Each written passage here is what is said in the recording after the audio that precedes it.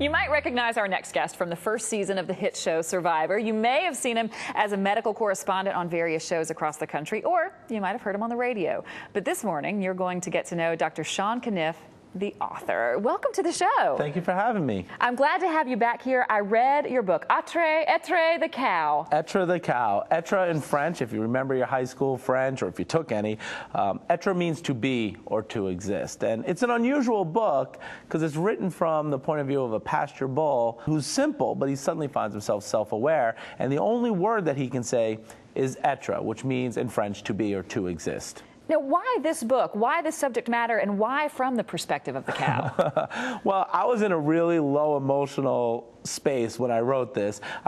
My position as a TV journalist, as a health journalist, had just been eliminated from a major network.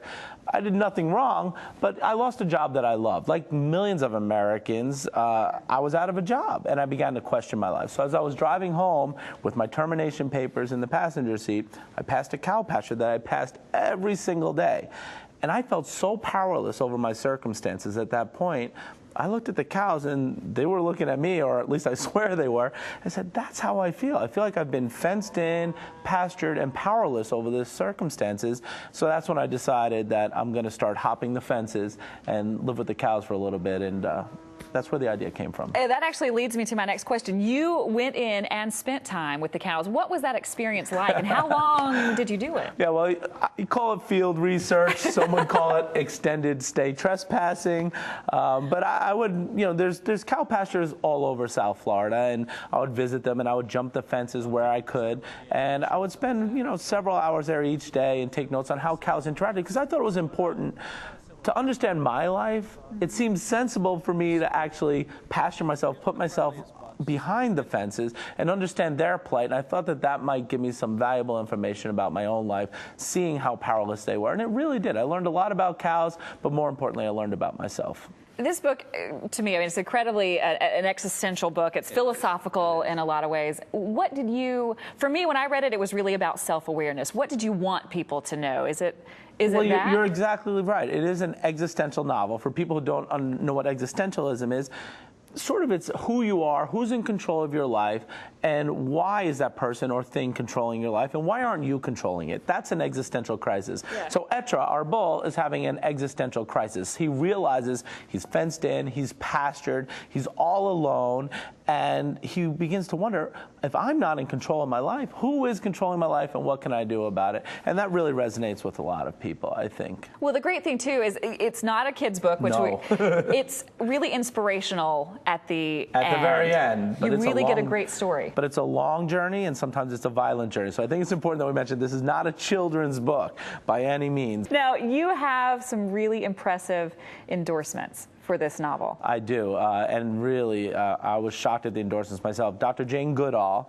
the famed primatologist, but she's also a UN Messenger of Peace, said it was one of the most extraordinary books she ever read.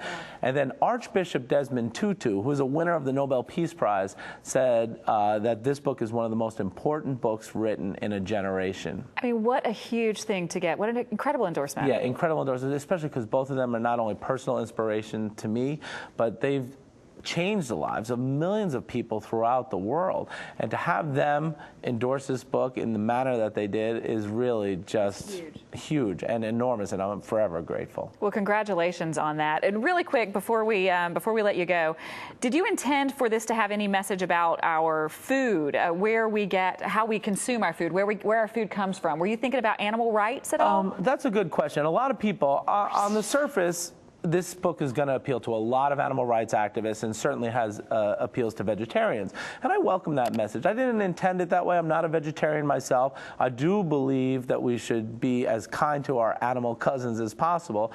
So while I welcome the message, I didn't intend it, but I think that's a very valuable message. I think that people should really think about the food that's on their table. And if you're not going to be a vegetarian, at least be grateful for the animals that sacrifice their lives for your food. Right. Appreciate where your food comes from. Exactly. Real quick, what's next for you?